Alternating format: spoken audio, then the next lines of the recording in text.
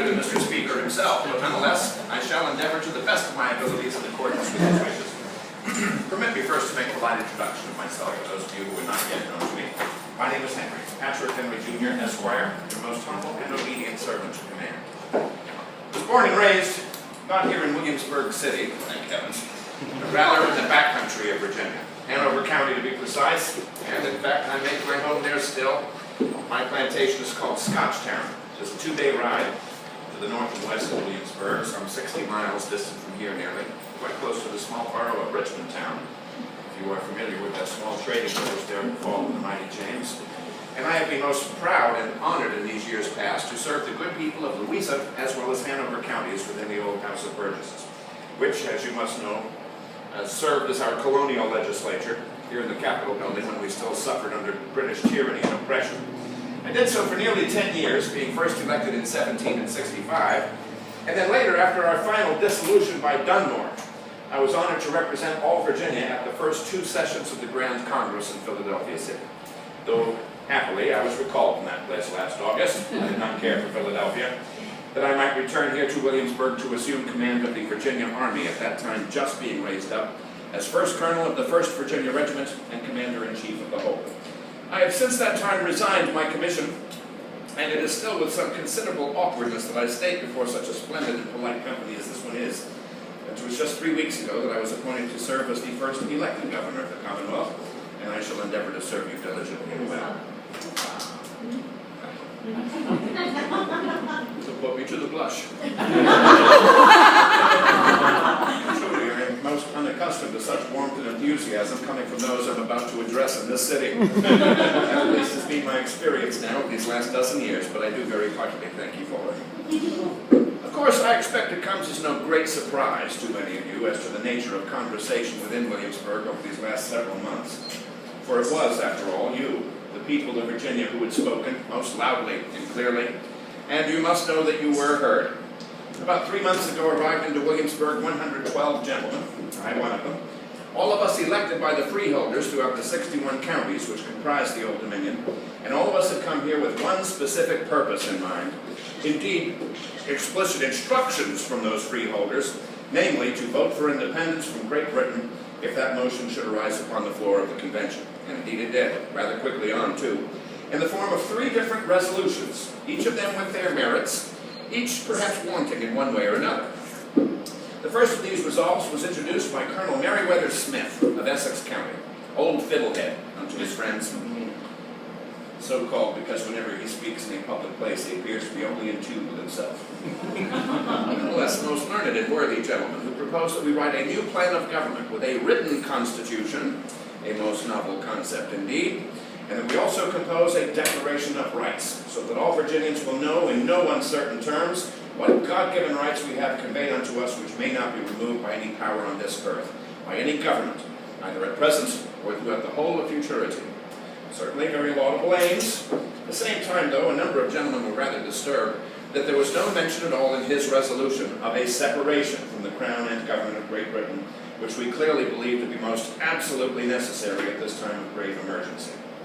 The second resolution was proffered forth by Colonel Bartholomew Dandridge of New Kent, just to the northward from here, and brother to Lady Washington, who proposed that we in this convention here in Williamsburg declare independence for all America, at least for those colonies now represented in the General Congress, they presently numbering 13. Now this too is our desired end. At the same time, though, many, including myself, believed his resolution to be rather presumptuous. Well, after all, we in Virginia would never abide a man from New York or New England, as example, to determine our fates, nor should we take it upon ourselves to determine the courses of those others. Let them declare independency for themselves, say I.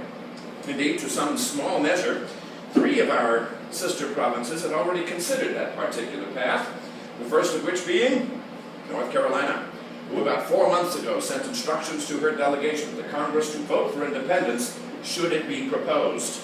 She did not propose it herself, and understandably, there are very few people to speak of in North Carolina, very little wealth at all. It was likely that all others would not follow if independence was proposed by our sister to the southward. And then shortly after her, the colony of Rhode Island passed an act denying all authority to His Most Britannic Majesty, George III.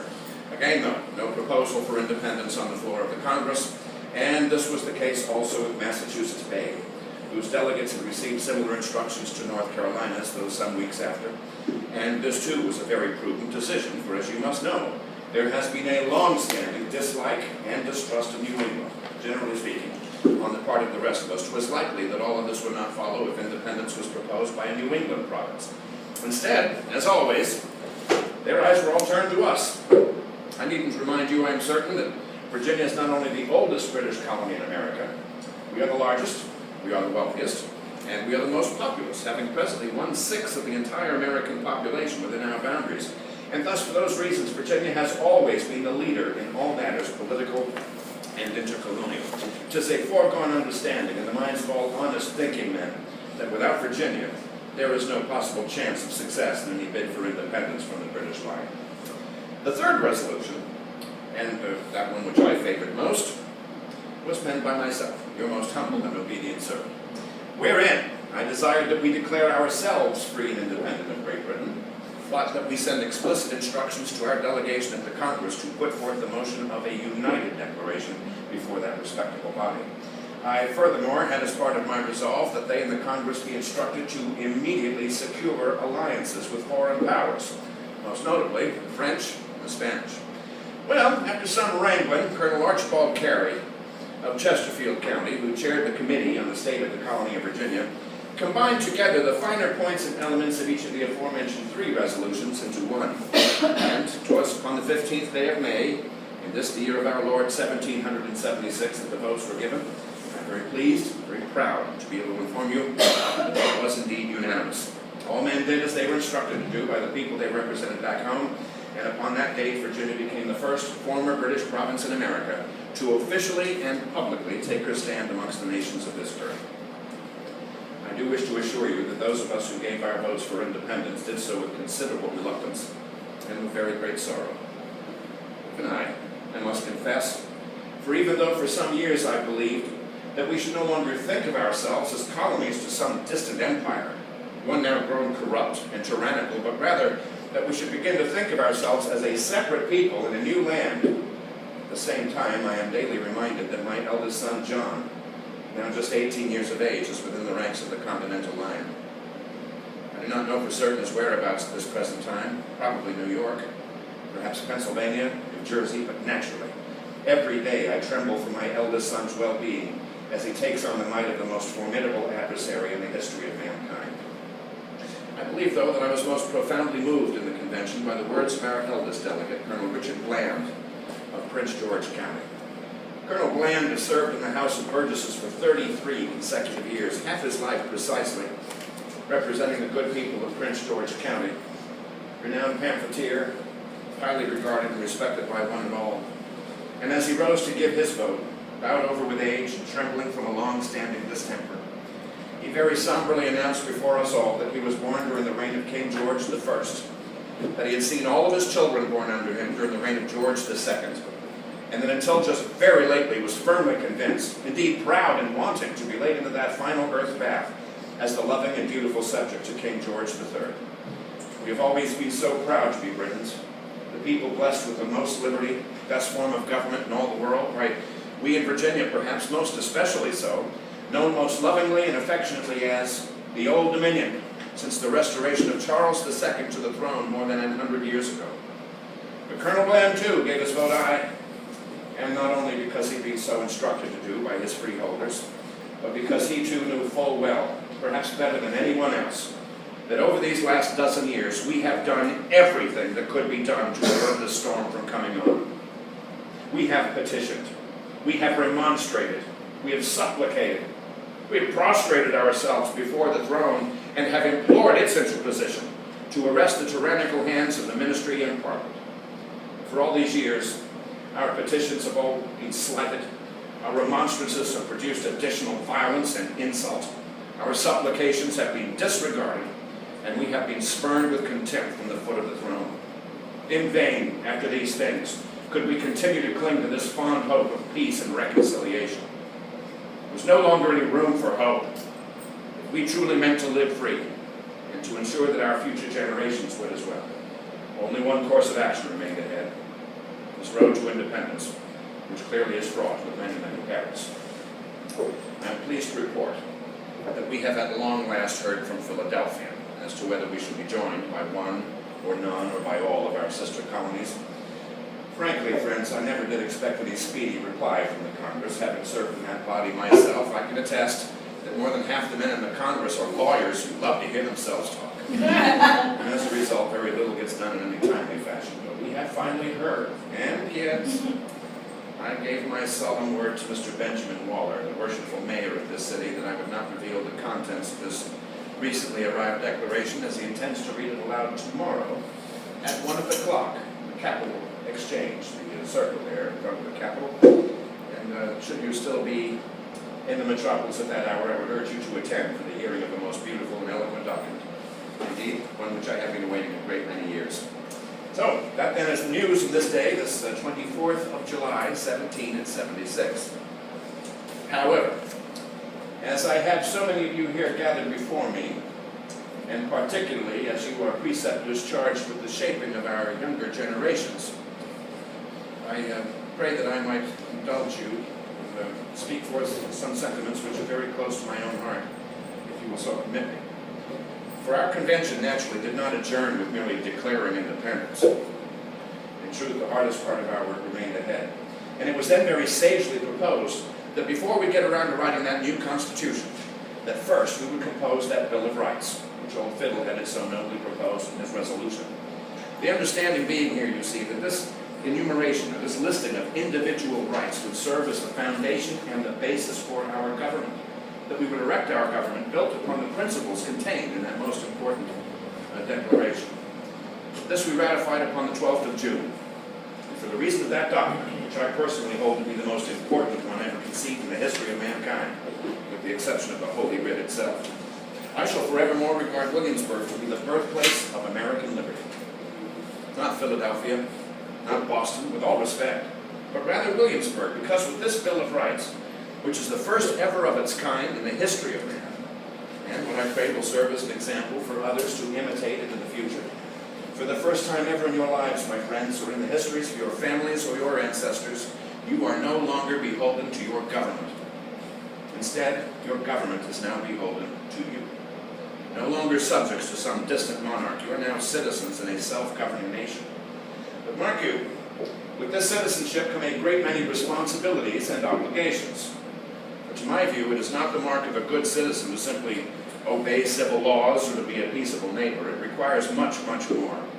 In a word, it requires eternal vigilance, to be ever watchful of those men in government.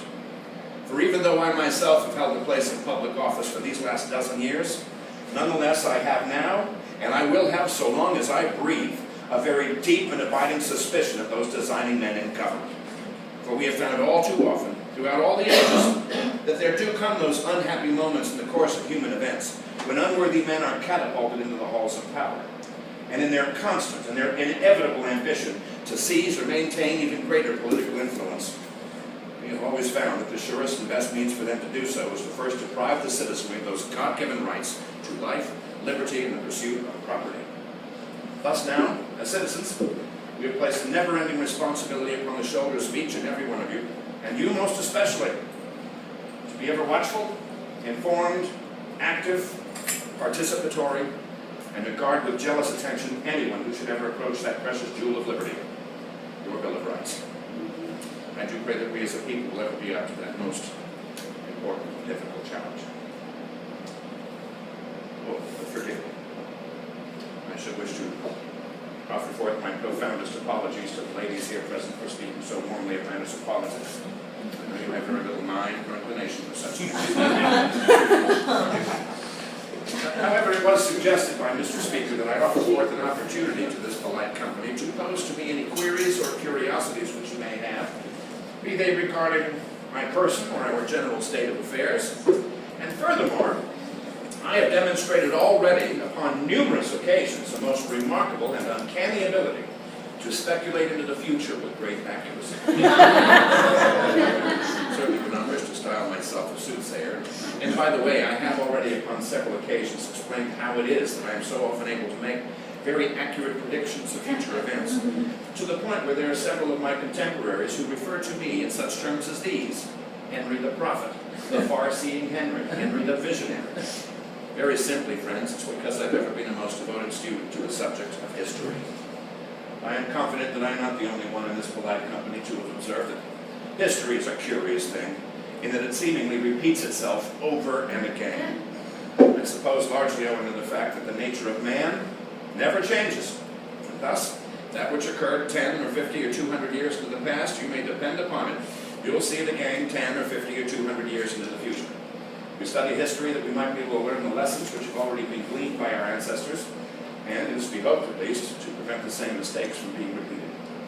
Though more often than not, it seems as though we never do quite fully grasp those most essential of instructions. At this time, your questions then, and may I respectfully propose you first raise up your hands if you recognize Madam. We in the colony of New Jersey have heard one of your most famous quotes, the "Give me liberty or give me death" quote. Could you talk about the inspiration for that, or is that something off the cuff, or have you thought about that? I do speak extempore for my mother wit. And in that particular circumstance, it was because I was defending a resolution which I had introduced before that convention to remind you of the circumstances that brought it about.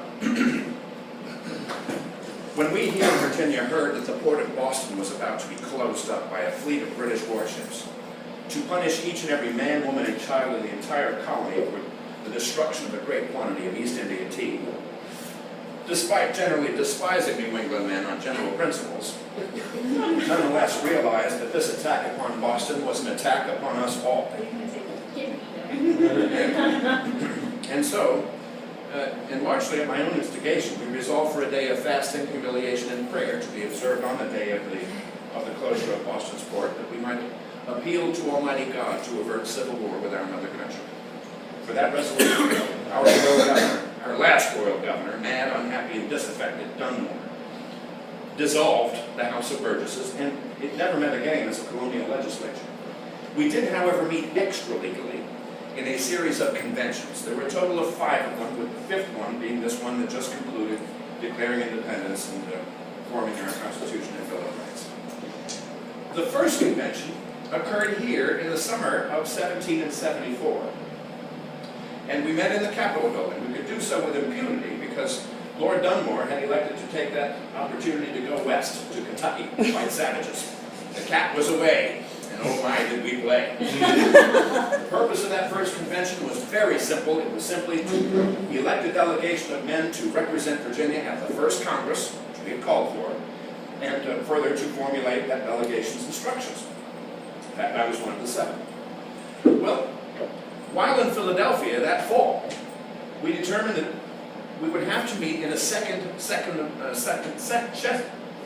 the Congress at a later date to see how well we're going in our efforts towards a peaceful reconciliation. That, of course, required a second Virginia here at home to elect a delegation and to formulate their instructions. Alas, in March of 1775, Lord Dunmore was back, and we believed it prudent to place some goodly distance betwixt ourselves and His Excellency, lest he disrupt our proceedings. And so, therefore, for that reason, we chose to meet in Richmond town, which is a 60-mile journey from here, 2 days easily, meeting in the largest building in that small trading village, which could accommodate the 120 men in attendance at that second convention, that being the town church, Henrico Parish, as it is now known, which perhaps in another 60 years from now might be renamed St. John's Episcopal Church. On the 3rd day of that convention, believing already that war with our mother country was inevitable based upon the conduct of the British ministry for the previous 10 years, I introduced a resolution calling for Virginia to place herself into a posture of defense, in effect arming every able-bodied male above the age of 16 years, and ensuring that they were all ready to march at a moment's notice, that we would form independent companies of gentlemen volunteers. As you might expect, my resolution met with a great deal of resistance from these Eastern aristocrats, and men of great weight and influence, too. Men such as Pendleton, for example, our current speaker, Robert Carter Nicholas, our treasurer, George Wythe, who resides in this city, the Randolph brothers, to be certain. In effect, their argument was this: please, Mr. Henry, we seek peace, sir, not war. Your scheme is not the way to go about a peaceful solution. Why, quite the contrary, sir. If we form up these independent companies you're proposing, the British government is certainly going to view that as a hostile or aggressive action, and rather than keeping this invasion you're predicting at bay, you'll be inviting them hither. You'll be asking them to do the same terrible things that they're doing already in Massachusetts Bay, closing the Hampton Roads and the Chesapeake Bay, revoking our charter, ordering British troops in our homes. Peace, Mr. Henry, peace! And furthermore, sir, have you lost your senses? We are far too weak to give any consideration to contesting the might of the great British Lion. Well, as I looked about the town church from the third pew, I became increasingly alarmed that these very eloquent gentlemen had successfully persuaded a majority of men to vote against my resolution, thus continuing us in this defenseless state. It was then that I desired to be recognized, took to the floor, and delivered forth a great many more words than future generations might realize. For if you've not yet realized it, I am not one for brevity. But which concluded with one particular statement for which I expect I'll be best remembered. Now, I will confess that this notion of liberty or death is not my own invention. Why, this is a British philosophy that we have cherished for 5 centuries, since the time of the Magna Carta. The Britons will live free, or they will fight to the death to ensure that they will be free. And furthermore, I suppose some influence might have come from a very popular play, a tragedy, written in 5 acts by Joseph Addison, very prominent British author and playwright in the early part of this century, around 1711-12. It's called Cato. It tells the true story of Cato the Younger, who was synonymous in ancient Rome with liberty and the republic, virtue. Unfortunately, one of his contemporaries, Julius Caesar, has other ideas. And at one point, Cato exiles himself with a small band of followers to Utica, but they know it's just a matter of time before Caesar comes with a conquering army, for such is the nature of tyranny. It cannot abide to have any freedom anywhere near it in order to survive. Well, at one point in the play, rather early on, Cato is standing on a bluff overlooking the plain, waiting for the imminent approach of Caesar's conquering army. And he's standing there with a young Numidian prince by the name of Juba, an ally. And Juba takes that rather inopportune moment to express his profoundest affection for one of Cato's daughters. Well, Cato stops him cold. "Juba," says he, "no more. Now is not the time to think of aught but chains or conquest, liberty or death." You see, when I concluded my oration with that phrase, I know not what course others may take, staring directly at those men who had spoken out against my resolution.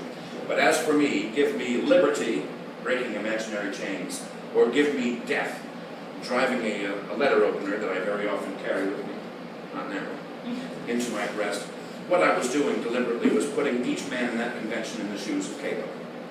That they too were standing on a bluff overlooking the plain awaiting a red-coated army to approach. It was successful, but despite the brilliance of my oratory and the very dramatical manner in which I delivered it, of 120 men present, only 5 votes divided the House, favoring my resolution. I'm happy to report that those independent companies began to form, not only here in Virginia, but to the far northward as Rhode Island, because word of that speech spread like a wildfire. And, without wishing to appear immodest or boastful as to my abilities to predict the future with accuracy by studying the past, here was yet another occasion in that many of the things that I warned of, that the British government was certain to attempt here in Virginia, as they had already elsewhere, were indeed attempted. Some of those things in less than a month's time. The robbery of the public magazine, for example, and blood being shed at Lexington Green.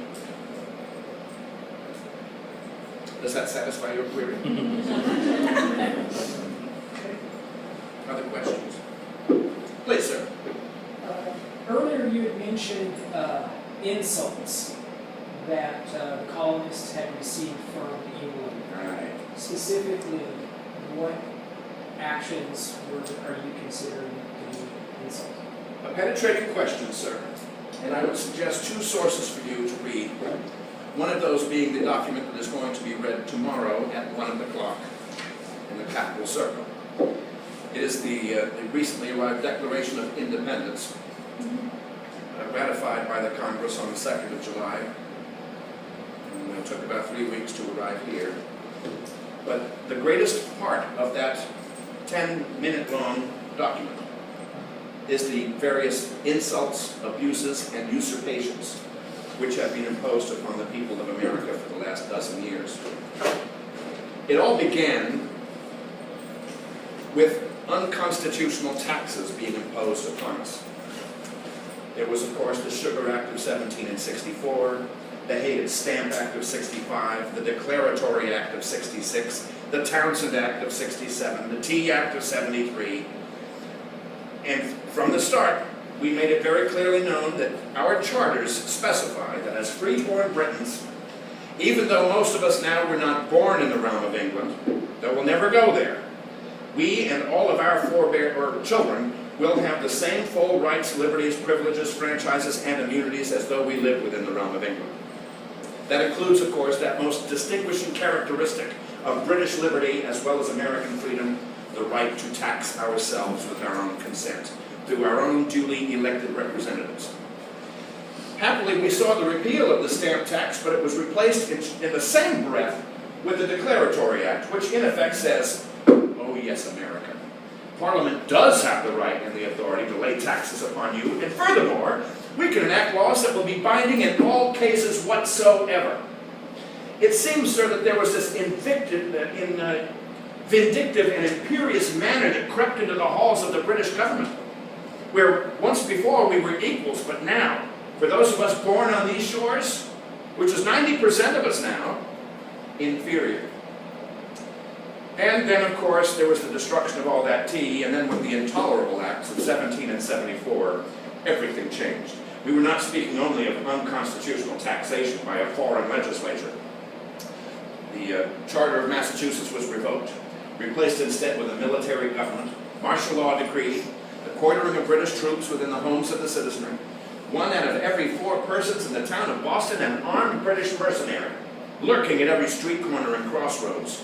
All civil liberties, not only that of self-taxation, trial by jury, the right to freely assemble, the right to free and open elections, the right to a free press, the right to keep and bear arms. All of those were deprived of every man, woman, and child within the province of Massachusetts, whether they had any involvement in the destruction of tea or not. And the Boston Port Bill closing the port. Those are just some of the many insults. And I would advise you, sir, to get a copy of that particular document. It will list them one after another. There's another pamphlet that I might recommend too, which does a fine task of enumerating many of our grievances with the British government for these last several years. A pamphlet that was written by an associate of mine, who frankly is right now in Philadelphia City. We formed the committees of correspondence together back in the early winter of 17 and 73. I speak of Mr. Jefferson, Thomas Jefferson, who penned a pamphlet called A Summary View of the Rights of British North America. It too lays out in detail all of the many insults, abuses, and usurpations that we have suffered at the hands of a despotic king. Matt? Define the distrust of the immigration. I'll have you know first that the greatest number of Virginians have never met a New England man. I had not myself until I attended the first session of the Congress in the fall of 17 and 74. I am pleased to report, friends, that contrary to speculation, they do not have horns and tails. In fact, I've come to consider the 4-man delegation I met in Philadelphia as a collection of the greatest men on the continent in point of virtues, abilities, as well as patriotism, and most especially I regard Mr. John Adams to be my kindred spirit. We spent a great deal of time together while in Philadelphia, generally abstaining from the very lavish entertainments provided by the citizenry for the men of the Congress. Oh, and they were lavish. I believe that one of my fellow Virginians, Pendleton, put it best when he wrote, and I quote, "The business of the Congress was to meet from 9 until 3, and to eat from 3 until 9. Though most often Mr. Adams and I would retire to one another's lodging rooms after the day's deliberations had concluded and further strategize and plan for tomorrow's debates. I like him well, a very dear friend of liberty. It's not to say he's not possessed of some highly disagreeable characteristics. He seems almost boastful of being obnoxious, suspected, and disliked by even his own family, but a dear friend of liberty. Why is it, though, that generally speaking, those of us south of the Potomac, nay, I would say south of New York, despise New Englanders? It largely has to do with their Congregationalist faith. It is their established church. It is a religion which is most intolerant of any religion which differs from their own, to include even that of the Church of England here in Virginia. Believe it or not, friends, even in this enlightened year of 1776, if you be a Baptist or a Quaker man in some reaches of Massachusetts Bay, it's likely you're going to be stoned to death. It is a religion which is most austere and somber. They appear to be a people who deny themselves any pleasures at all on this earthly plane, which is most unlike those of us here in Virginia. As examples, for years it has been illegal in the town of Boston for there to be plays, shows, or diversions at the theater. For there they regard the playhouse to be the devil's workshop, that it encourages young gentlemen and ladies to idleness and immoral pursuits, and thus 'tis banned. 'Tis illegal in the town of Boston to wager upon a horse race. These are national pastimes in Virginia. It has been said, and correctly so, methinks, that Virginians will dance or they will die. And yet even that most innocent and delightful of diversions, the chief manner in which young men and women court one another before marrying, for heaven's sake, is frowned upon by the Congregationalists in New England.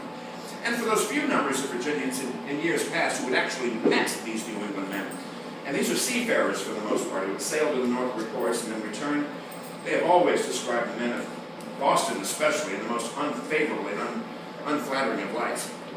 That they're possessed of a harsh and brutal sound to their speech, making it difficult to stay in the same room with them when they are talking. And so that's why there's that vast prejudice. I'll have you know that I shall exert my every ability in seeing that we lay aside those previous petty differences and jealousies, and I certainly pray that we might have some better understanding of the New England man. There's a very fierce independence of spirit that exists in that place.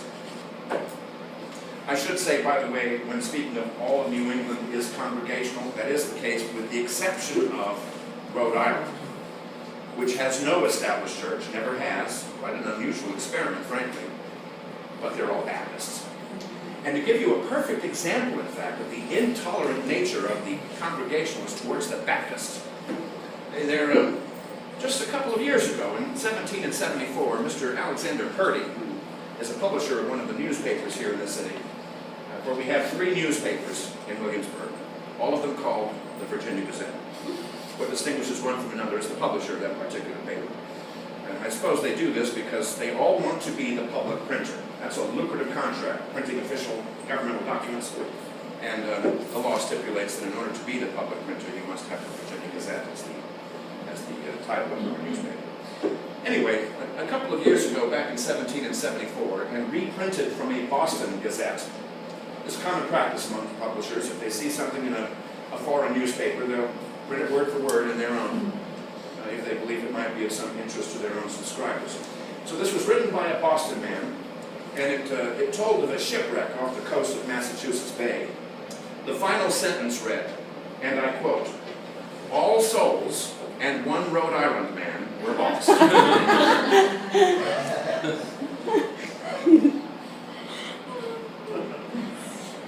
I believe that was the same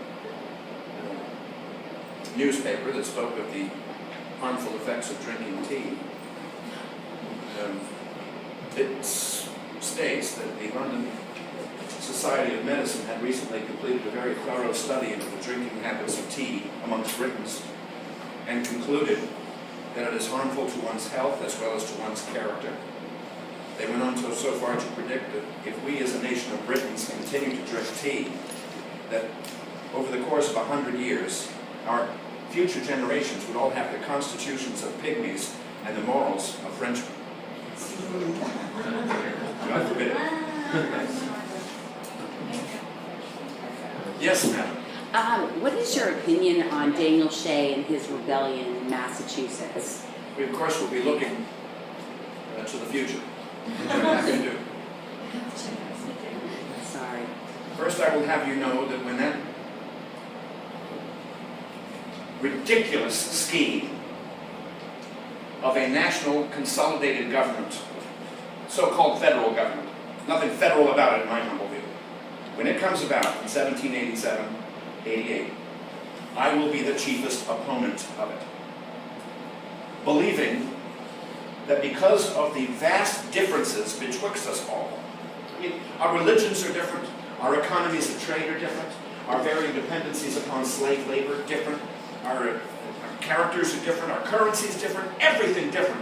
Is that conducive to harmony? Certainly not in my humble view.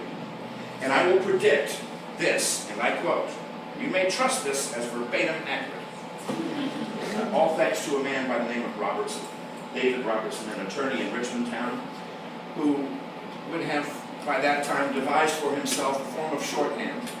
He'll also have 2 of his clerks trained to that art, and the 3 of them will be on hand every moment that the Constitutional Convention, the Ratification Convention, is meeting here in Richmond Town in June 1788, writing down everything that they can hear, which is why there's so much missing, Madison missing.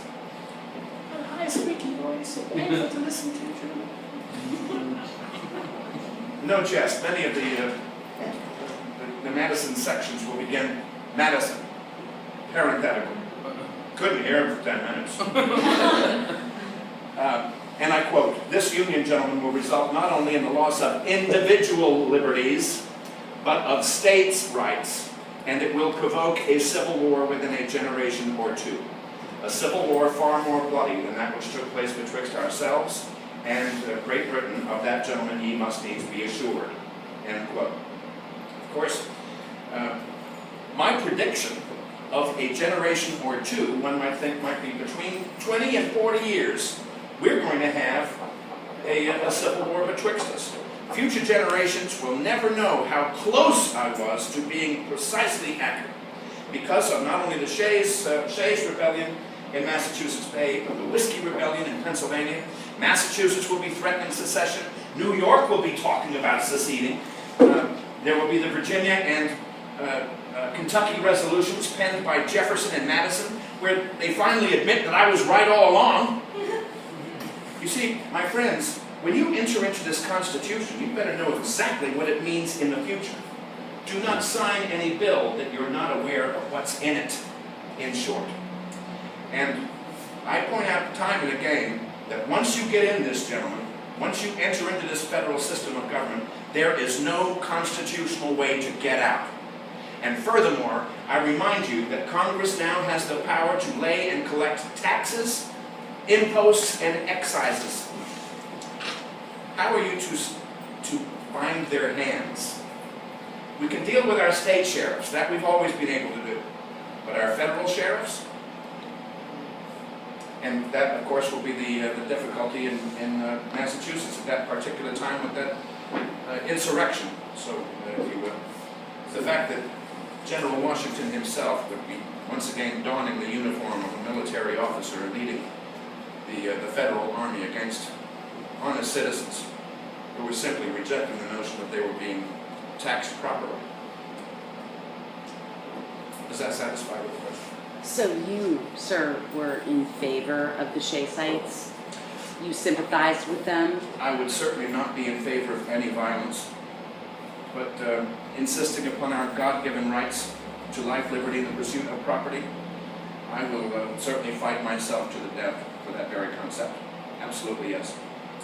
The question might be, and perhaps I'll hear this from time to time in the future, that what would I do were I to live in 1861?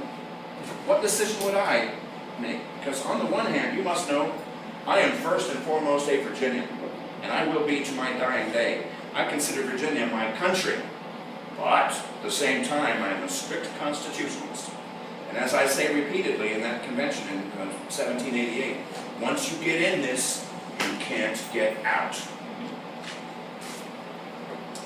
I suppose, tellingly, At least 2 of my grandsons will serve in that campaign, one of them being Major General Joseph Johnston of the Confederate States of America. The other that I know of will fall at Gettysburg, Pickett's Charge. They'll be talking a lot about me, by the way, in 1861 through 5. So you don't think that the country is stronger, unified? You think that it should just be 13 separate states? Yes, I do. Admittedly, the Articles of Confederation, which bind us together in this loose alliance we now hold, are imperfect, but I believe that they can be improved. I certainly would not be opposed to the idea of Congress meeting for a couple of weeks every year to just continue to engage in conversation, perhaps to find some means of resolving border or boundary disputes, such as that one still raging bitterly betwixt Virginia and Pennsylvania, appertaining to the Fort Pitt percentage. And fear nothing, gentlemen, we will never cede Fort Pitt to the Pennsylvanians. We fought for it, they were too cowardly to come to arms to strike the arms. So I'm not opposed to Congress meeting occasionally each year, every other year. I might even give some consideration to having a common navy. That if we could count on New Jersey and Rhode Island to pay their fair costs. But the idea that Virginia would surrender her sovereignty to a body of men, the majority of whom have nothing in common with us, does that make sense to you? What makes us one people, diverse people? What do you have in common with a Connecticut man? One thing, you know, I engage in correspondence with a Connecticut man by the name of Dean, Silas Dean. He, in fact, right now is in France, endeavoring to establish alliance. And we served at the first Congress together. He told me, in all honesty, that a man in Connecticut thinks of himself as rich and landed if he has 12 acres to call his own.